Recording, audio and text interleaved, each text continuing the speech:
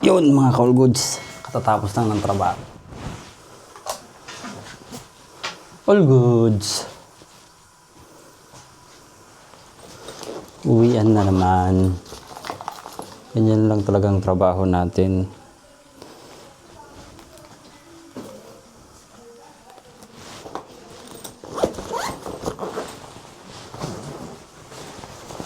Ready, uwian na.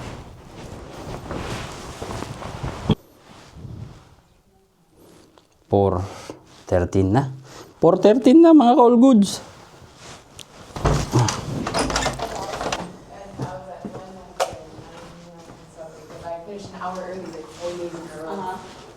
I was hoping to reach 100 hours, but I was, I think, 98, if not 97. We're going home? Yeah. Yeah. Going home. How many hours I have? Oh, You have nearly 30 hours and 51 minutes. I'm from 8. Oh, from 8? Yes. Oh, she clocked in from 7.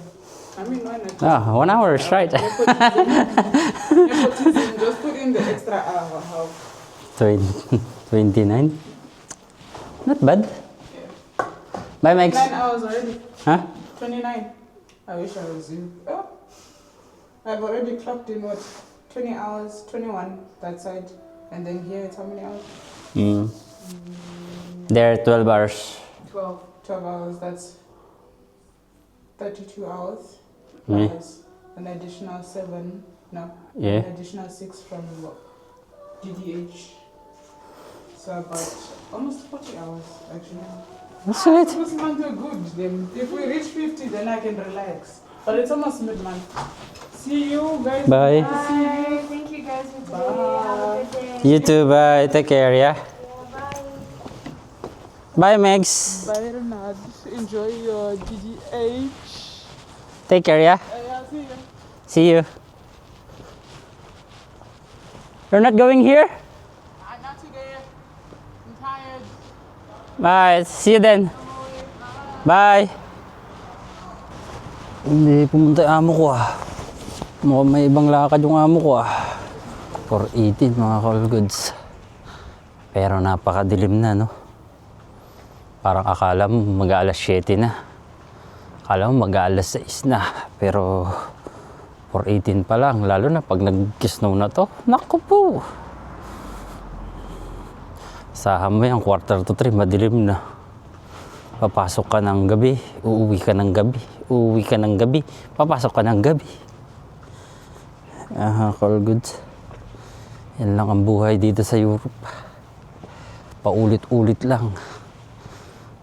Pero pag tumagal ka naman talaga sa isang bansa, masasanay din talaga yung katawan mo eh. Parang sa una lang yun eh. Pagpasok mo sa isang trabaho, mangangapa ka. Pero pag tumagal, lalaro-laruin mo na lang. Hindi mo talaga linyahan yung trabaho. Kahit nasabihin mo ng matagal ka na sa isang company. Alam mo yung parang mawawalan ka ng gana. Pero pag linyahan mo yung trabaho, kahit nasabihin mong sa una pa lang yan, mahirap. Sabang tumatagal, dumadali. Ayun ang pinagkaiba ng gusto mo. Yung gusto mo yung ginagawa mo sa hindi mo gusto. Kaya pag may trabaho, enjoy mo na lang kahit na mahirap. Check natin yung weather sa mga Call Goods. Nakadoble kasi ako ng jacket eh. Ibang weather. Oh, kaya pala 8 lang mga Call Goods. 8 lang yan oh. Kaya ang lamig. Pag ito bumaba pa ng bumaba sa mga susunod na araw, asahan mo na yan, mas malamig pa. Ayan oh. Pagdating ng 2 a.m., 3 a.m., 4 lang yung lamig. Grabe. Bukas mas malamig. Pag bumaba yung temperatura, yun, mas lalamig na't lalamig. Tapos yun na, mag-i-snow na. Mga Call Goods, sa totoo lang, no? Parang mas nasanay na ako sa lamig kaysa sa init. Sa tagal ko rito sa Poland. For almost 6 years ko dito sa Poland. Parang mas gusto ko na talaga yung lamig kaysa yung init. Nasanay ka na eh. Kaya siguro, pag uwi ko ng Pilipinas, maninibago talaga ako sa weather sa Pilipinas. Kasi halos almost 6 years na rin ako hindi nakakauwi. Pero syempre, gusto ko rin naman umuwi. Hindi nga lang magtugma talaga. Kasi dahil na rin sa TRC, mga ganun. Temporary residential card ko.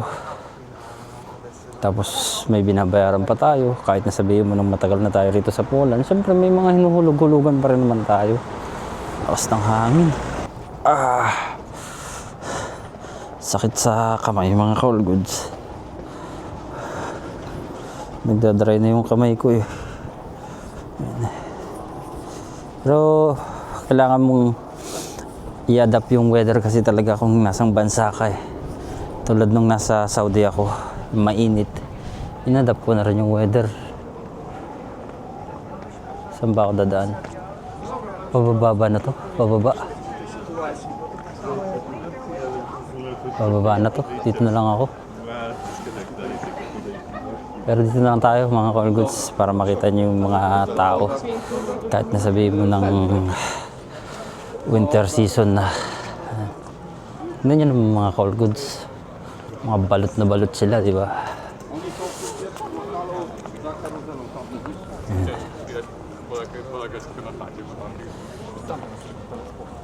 Mangungulit lang tayo sa kanila. No? Hindi naman tayo naiintindihan mga yan eh. Yung plastic mo.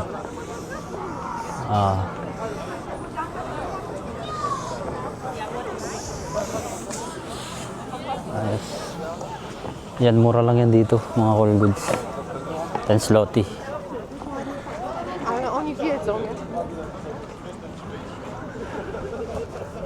Okay. Suman yung masasalubong ko araw-araw. Mga balot na balot sila.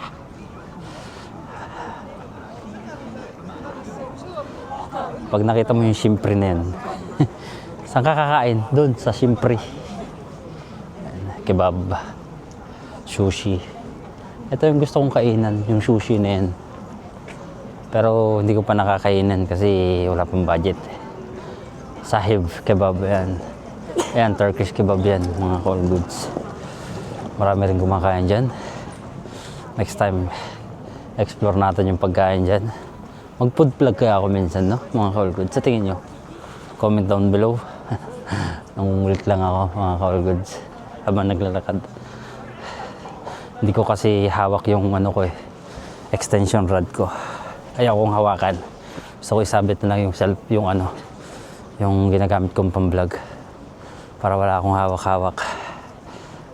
Walang hassle. Tapos pwede ko pang ibulsa yung kamay ko.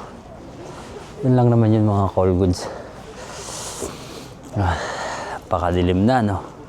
Akala mo alas 7, no? Alas 8, alas 9. Lumaga pa yan.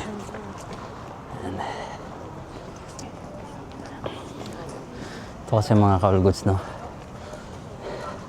Dito, mga legit na amber yan, mga Call Goods. Singit ko lang to, Ayan. Ayan, mga amber yan. Mga legit na amber yan, mga Call Goods. 64 zloty. Pakamahal naman to. Ito. 69 zloty. Iba-ibang presyo kasi. Siyempre, depende sa laki, depende sa design. Pero lahat to, mga Call Goods, totoong amber yan. May season kasi na lumulutang yung amber sa tabing dagat, mga Call Goods. Kaya yung mga tao rito, inaabangan yun. Kasi last time na nagpunta kami sa Stogi, kapulot kami ng ganyang kalaking amber.